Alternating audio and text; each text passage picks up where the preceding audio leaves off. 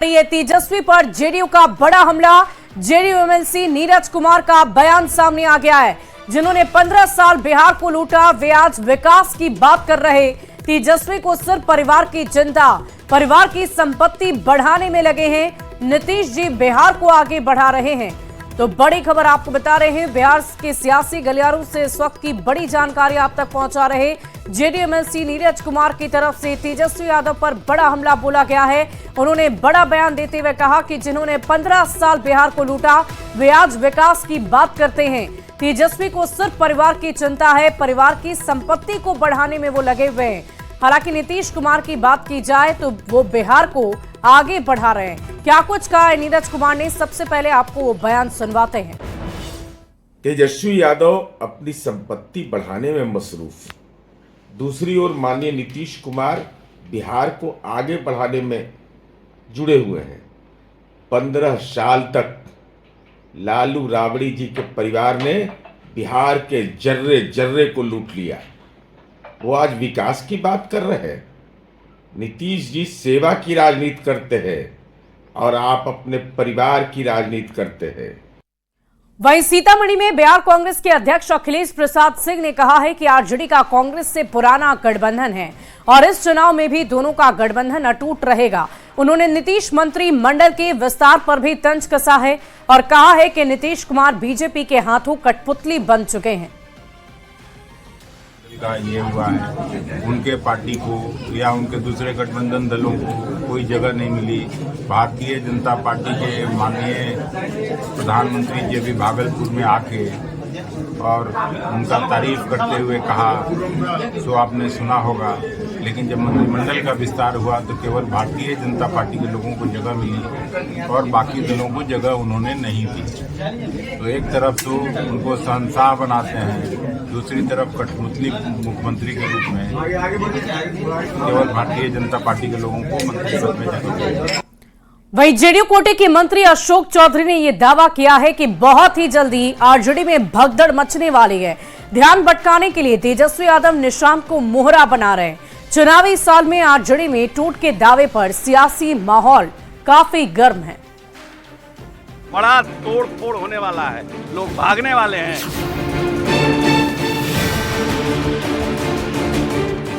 RJD में टूट होने वाली है, आरजेडी में भगदड़ मचने वाली है। ये हम नहीं कह रहे, ये बड़ी भविष्यवाणी की है जेडीयू नेता और नीतीश सरकार में मंत्री अशोक चौधरी ने। उन्हें जो आरजेडी में जो बड़ा तोड़ फोड़ होने वाला है, लोग भागने वाले हैं, चुनाव के पहले एक बड़ा भगदड़ होने वाला है, उसको रोकने के लिए सब बात बोलते हैं।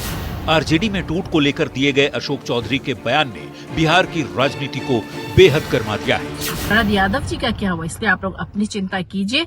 आरजेडी एकजुट है, कभी टूटने वाली पार्टी नहीं। आरजेडी में टूट के सवाल पर बीजेपी के नेता भी अशोक चौधरी के सुर में सुर मिला रहे हैं। ऐसे दर्जनों विधायक है आरजेडी के जो एनडीए मानने के लिए तैयार है।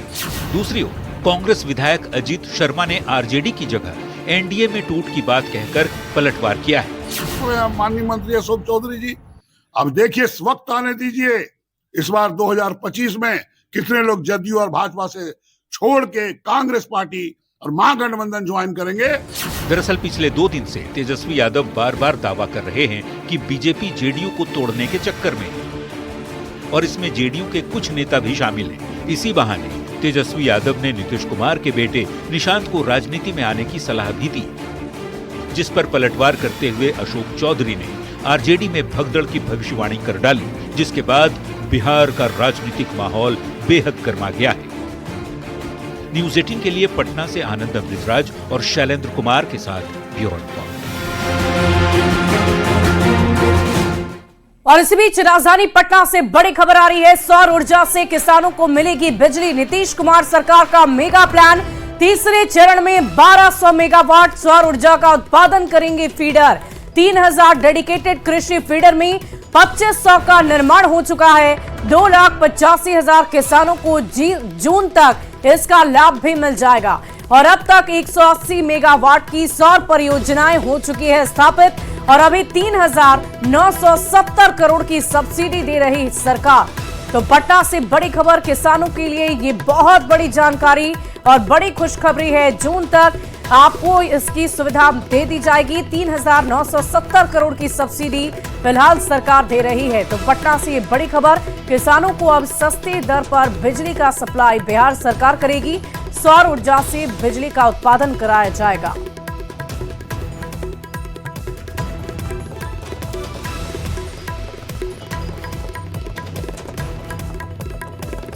और इस बीच भागलपुर से आपको बड़ी खबर बताएंगे। सुल्तानगंज एयरपोर्ट पर बिहार सरकार की सहमति। 855 एकड़ में बनेगा प्रस्तावित एयरपोर्ट। बड़ी खबर आपको बता रहे हैं, सुल्तानगंज एयरपोर्ट पर सहमति बन गई है। बड़ी जानकारी आप तक पहुंचा दें, बिहार सरकार ने ये सहमति दे दी है।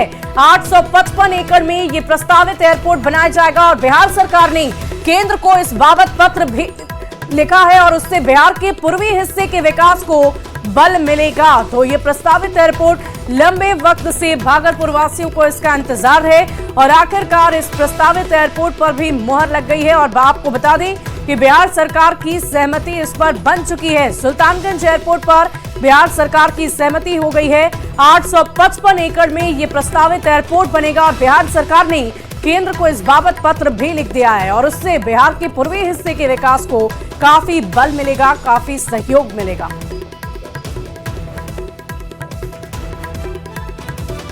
तो भागलपुर से ये बड़ी खबर आपको बता रहे हैं। आपको बता दें कि सीमांचल बहुल इलाके में इसकी बहुत ज्यादा आवश्यकता थी और लोगों की डिमांड लंबे वक्त से चली आ रही थी कि भागलपुर के इलाके में या फिर उसके आसपास इस क्षेत्र में कहीं भी एक एयरपोर्ट हो, क्योंकि सिल्क सिटी के रूप से इस भागलपुर को जाना जाता है। और देखिए, हमारे साथ इस पूरी खबर की और भी विस्तृत जानकारी के लिए जुड़ चुके हैं input editor Brajmohan Singh. Sir, ये बहुत बड़ी खबर है सीमांचल के लोगों के लिए, भागलपुर वासियों के लिए। बिहार सरकार की आखिरकार मुहर लग गई है। वाकई ये बहुत बड़ी खबर है भागलपुर क्षेत्र के लिए और खासकर जिसको हम अंग प्रदेश के तौर पे जानते हैं बिहार में, उसके लिए बहुत बड़ा ये डेवलपमेंट हुआ है। क्योंकि ये जो एरिया था ये एरिया बच रहा था, क्योंकि बिहार में कई जगहों पे ग्रीन फील्ड एयरपोर्ट की घोषणा की गई थी, जैसे बेतिया में और यहाँ सोनपुर में, पूर्णिया में भी काम चल रहा था। तो भागलपुर का ये हिस्सा छूट रहा था। खासतौर पे इसमें ध्यान देने वाली बात ये है कि प्रधानमंत्री की कुछ दिनों पहले यात्रा होती है, उसमें सारी बातें डिटेल में डिस्कस की जाती है। तो इससे पूरा जो सिल्क का प्रोडक्शन होता है इस इलाके में, उसको काफी बल मिलेगा, उसको काफी गति मिलेगी, उसको दिशा मिलेगी इस पूरे एरिया को। और प्रधानमंत्री का ये जो फैसला रहा है और नीतीश कुमार की तरफ से भी पत्र लिखा गया है कि इस एरिया के लिए 855 एकड़ जमीन मुहैया की जाती है। बिहार सरकार ने अपनी तरफ से सहमति दे दी है। अब केंद्र की तरफ से कितनी जल्दी इसको जमीन पर उतारा जाता है ये देखा जाना बाकी है। सर, मैं आपसे ये भी जानना चाहूंगी, क्योंकि जाहिर सी बात है एयरपोर्ट बनने की प्रक्रिया थोड़ी लंबी होती है और कितना इंतजार करना पड़ेगा जो यात्रा करने चाहते हैं लोग, जो चाहते हैं कि किसी भी देश के इलाके से वो भागलपुर तक हवाई यात्रा कर सके, इसमें और कितना विलंब है? देखिए, इसमें समय तो लगता है, वक्त तो निश्चित तौर पे लगता है। अभी तो सहमति की बात हुई है बिहार सरकार की तरफ से और सबसे बड़ी बात होती है जमीन देने की। तो जमीन जो 855 एकड़ है, जमीन ठीक ठाक उपलब्ध हो गया है, जमीन की कोई दिक्कत नहीं है इस इलाके में। तो दोनों जो चीजें हैं कि मतलब वैधानिक तौर पे सरकार की तरफ से रास्ता साफ हो गया है, जमीन की उपलब्धता इस एरिया में, क्योंकि आप देखेंगे जब पटना की बात करेंगे तो यहाँ जमीन ही उपलब्ध नहीं है पटना एयरपोर्ट के पास। तो जमीन की उपलब्धता बड़ी बात थी। तो एक जो प्राथमिक तौर पे जो रास्ता होना चाहिए वो बिल्कुल साफ हो गया है और ये पूर्वी बिहार के क्षेत्र के लिए और अंग इलाके के लिए ये एक बहुत बड़ा घटना विकास है।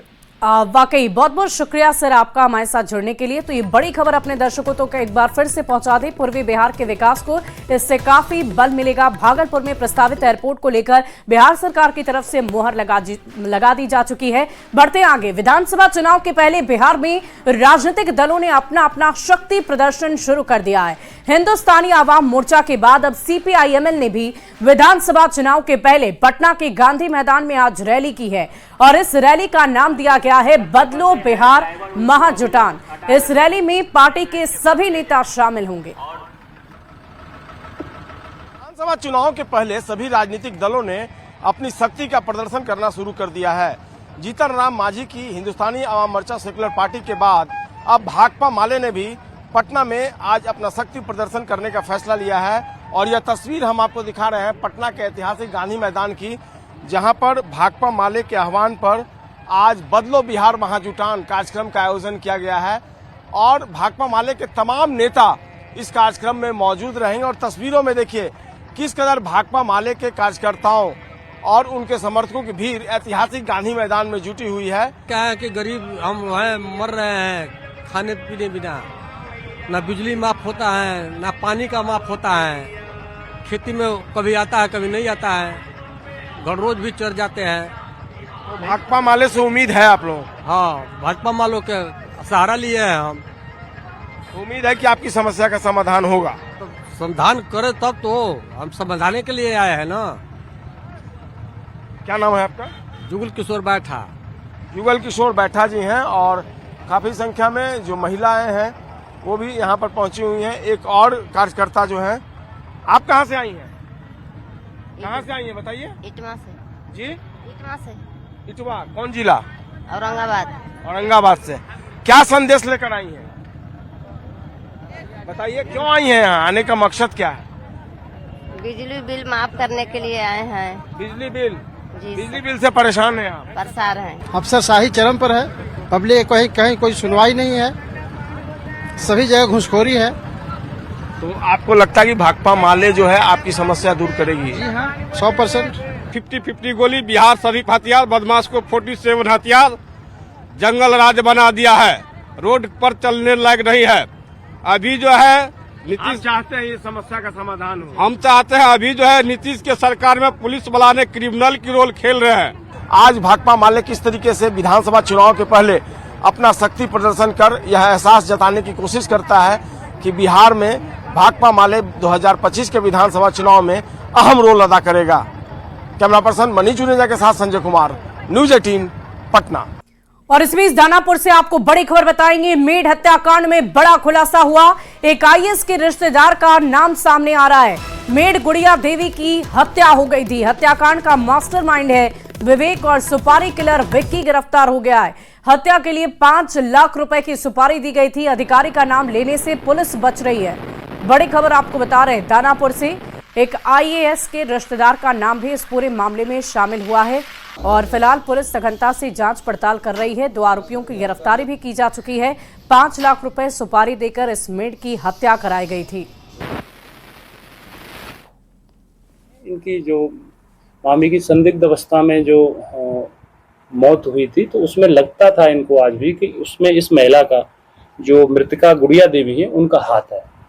तो इसीलिए उन्होंने उस बदले की भावना को पूरा करने के लिए विक्की सिंह को 5 लाख रुपए दिए। किसी आईएएस या आईपीएस की भी नाम प्रकाश में आ रही है? अभी कोई इसी में कभी नाम नहीं आया है इसमें कुछ भी। आगे इसमें जो भी होगा हम लोग जांच कर रहे हैं, उसमें कार्रवाई की जाएगी, अभी तक नहीं।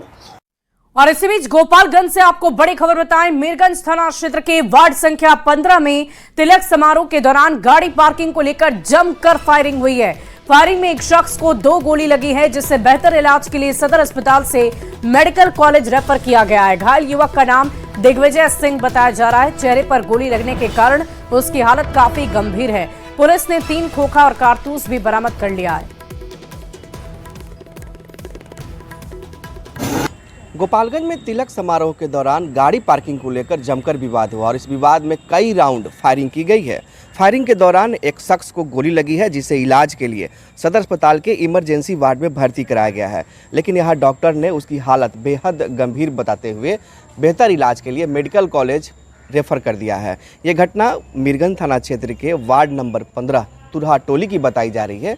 बताया ये जा रहा है कि यहाँ पर रात में तिलक समारोह का आयोजन था और इसी तिलक समारोह में गाड़ी पार्किंग को लेकर विवाद हुआ और इस विवाद में कई राउंड गोलियां चली, जिसमें दिग्विजय कुमार सिंह नाम के शख्स को गोली लगी और वह मौके पर ही गिरकर बेहोश हो गया। आसपास के लोगों की मदद से इलाज के लिए सदर अस्पताल लाया गया, जहां से डॉक्टरों ने बेहतर इलाज के लिए मेडिकल कॉलेज रेफर कर दिया है। घटना की सूचना पाकर पहुंची पुलिस ने खोखा को बरामद किया है, जिसमें 2 खोखा है और कई जिंदा कारतूस भी मिला है। पुलिस का ये कहना है कि पूरे मामले में जांच की जा रही है। हथुआ एसडीपीओ आनंद मोहन गुप्ता ने ये कहा है कि पुलिस मामले की जांच कर रही है और जो लोग भी शामिल इस घटना में हैं उनकी गिरफ्तारी के लिए छापेमारी की जा रही है। पुलिस सीसीटीवी के अलावा आसपास के लोगों से भी पूछताछ कर कार्रवाई में जुटी हुई है। गोविंद कुमार, न्यूज 18 गोपालगंज। और इसी बीच छपरा से बड़ी खबर आपको बताएं, 24 घंटे बाद भी पुलिस के हाथ खाली, अब तक नहीं मिला कोई सुराग। शुक्रवार की देर रात हुई थी हत्या, कल सुबह सड़क किनारे मिला था शव। पुलिस कर रही खुलासे का दावा, जल्द ही खुलासे का दावा भले ही पुलिस की तरफ से किया जा रहा हो, लेकिन अब तक इस पूरे मामले में कोई सुराग नहीं मिला है। दोहरा हत्याकांड, शुक्रवार की देर रात हत्या की गई थी। छपरा से ये बड़ी खबर आपको बता रहे हैं, कल सुबह सड़क किनारे ये शव मिले थे, जिसको लेकर जांच पड़ताल लगातार जारी है। एफएसएल और डॉग स्क्वाड की टीम भी वहां पर लाई गई, लेकिन अब तक कोई सुराग नहीं मिला है। सब लोग आगे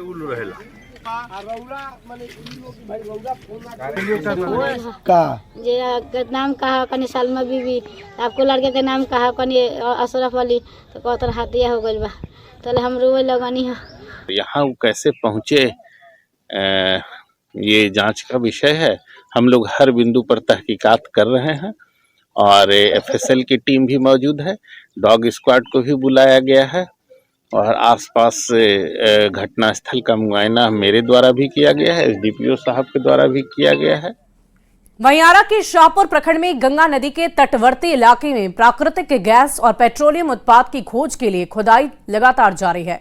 तटवर्ती इलाके से 3 किलोमीटर की दूरी पर पहले की गई खुदाई के आधार पर मिले संकेत के अनुसार सतह पर खुदाई शुरू कर दी गई है। जैसा है वहाँ खुदाई लोग कर रहा है, देखते हैं उसमें क्या निकलता है, क्या रिजल्ट आता है। बहुत जगह लोग खुदाई किया, कुछ नहीं मिला, खुदाई के बाद ही पता चलेगा इसमें क्या मिला है क्या नहीं। बिहार के भोजपुर जिले के शाहपुर प्रखंड के कई गांवों में प्राकृतिक गैस एवं तेल के लिए खुदाई शुरू हो गई है और इस वक्त हम देखिए मौजूद है शाहपुर प्रखंड का ये देवमलपुर पंचायत का ये गांव है, जहां की प्राकृतिक गैस के भंडार को लेकर के गंगा के तट पर खुदाई शुरू हो गई है। बताया जा रहा है कि पेट्रोलियम उत्पादों की खोज के लिए इस खुदाई को शुरू किया गया है। पूर्व में खुदाई के दौरान मिले संकेतों के आधार पर ये कार्रवाई शुरू की गई है और लगातार 10 दिन से इस गांव के अलग अलग स्थानों पे खुदाई किया जा रहा है। जैसे कि कल 8 जगह पे लगातार खुदाई किया गया और जो गड्ढा हो रहा है लगभग 100 से 180 फीट नीचे किया जा रहा है। और जब अंदर से ब्लास्टिंग किया जा रहा है तो अगल बगल का जो भी सड़क है, रोड पे लोग रह रहे हैं तो आवाज आ रहा है, ब्लास्टिंग भी हो रहा है। कुछ हमने के पता नहीं है, कैसे उस मिली कुछ लगातार तेल उल के कुछ पता नहीं है, हम झूठ बात ना करो। कितना दिन से चला था खुदाई? ये खुदाई हम काल से देखते हैं। 10 दिन से कार्यक्रम ये लोग मतलब सुचारू रूप से चला रहे हैं। बहुत सारे जगह यहाँ भी किए हैं, फिर वहाँ भी किए हैं। मतलब कल टीम बहुत सारे टीम अलग अलग जगह पे काम कर रही थी। गड्ढे के कारण फसलों का भी नुकसान हो रहा है। हालांकि जो किसान है वो ये बता रहे हैं कि फसल का मुआवजा जो है कंपनी ने देने की बात कही है और लगातार कई खेतों में खुदाई का काम जोरों शोर से चल रहा है ताकि जो प्राकृतिक गैस है और तेल के सोर्स को तलाशा जा सके। चंदन कुमार, न्यूज 18, देवमलपुर, शाहपुर, भोजपुर। वहीं मुंगेर में जमालपुर रेलखंड पर आज मेगा ब्लॉक है, जिसकी वजह से ट्रेनों का परिचालन बाधित हो गया है। यात्री काफी परेशान हो रहे हैं। 6 घंटे का ये मेगा ब्लॉक किया गया है, लिहाजा 11 ट्रेनें रद्द कर दी गई है, 2 को डाइवर्ट कर दिया गया है। दरअसल मुंगेर जमालपुर में ब्रिटिश शासन में बने ऐतिहासिक पुल जो जमालपुर के पूर्वी भाग को पश्चिम भाग से जोड़ता था, उसको हटाने की प्रक्रिया शुरू कर दी गई है और इस पुल से सटे एक नए और अत्याधुनिक तकनीक से बने दूसरे पुल को रेलवे ने बनाना शुरू कर दिया है, जिसको लेकर रेलवे ने जमालपुर किऊल रेलखंड पर 6 घंटे का मेगा ब्लॉक किया है। इस वक्त मौजूद हूँ जमालपुर स्टेशन पर। मेगा ब्लॉक की वजह से कई ट्रेनों को कैंसिल किया गया है, कितनों का रूट डाइवर्ट किया गया है, कितनों को शॉर्ट किया गया है, जिस वजह से यात्री को काफी दिक्कत इन 6 घंटों में होंगी। आप देख सकते हैं जो इंक्वायरी है, इंक्वायरी में लोग पूछते हैं और पूछने के बाद जो यहाँ पे सीनियर सिटीजन है वो उन्हें बताते हैं कि या तो ट्रेन कैंसिल है या तो उन्हें पिछले ही हॉल्ट स्टॉपेज तक ही उन्हें स्टॉप किया गया है। यहाँ पे आप देख सकते हैं कि कई ट्रेनें जैसे जमालपुर पैसेंजर कैंसिल है, ब्रह्मपुत्र मेल जो है भाया मुंगेर बरौनी होके जाएगी, एलटीटी जो है वो भी मुंगेर बरौनी होके जाएगी, मालदा केबल जो है वो भागलपुर तक है और कई कैंसिल ट्रेनों को देख सकते हैं कि सब में कैंसिल लगे लिखा है। साथ में हम उन्हीं से जानेंगे कि कौन कौन सी ट्रेन कैंसिल है, कौन कौन सी हेड है, बता दिया है। अभी आपकी ब्रह्मपुत्र मेल और गोड्डा मुंबई जो है वो भाया मुंगेर जाएगी, ठीक है। और कुछ ट्रेन शॉर्ट और टर्मिनेट ऑरिजिनेट कर रही है, जैसे मालदा इंटरसिटी जो है भागलपुर तक की रहेगी, फिर वहीं से खुल जाएगी, ठीक है। और पटना से दुमका तक जाने वाली क्यूल तक ही रहेगी, फिर वहीं से खुल जाएगी। और पैसेंजर ट्रेन जितने भी इस बीच में है सारी कैंसिल है। कितने घंटे का कैंसिल है, कैसे सूचना आपको मिली? हमें सूचना मिली है लगभग 1 बजे तक का ब्लॉक है। 1 बजे तक जी। 1 बजे के बाद भी ट्रेनें डिले होंगी या अपने समय पे जाएंगी? ये हम कैसे बताएंगे भैया, वो जब तक क्लियर नहीं होगा, इन्फॉर्मेशन आएगी उसके बाद ये अपडेट कर पाएंगे। और फिलहाल इस बुलेटिन में अभी के लिए बस इतना ही। एक नजर इस वक्त के हेडलाइंस पर।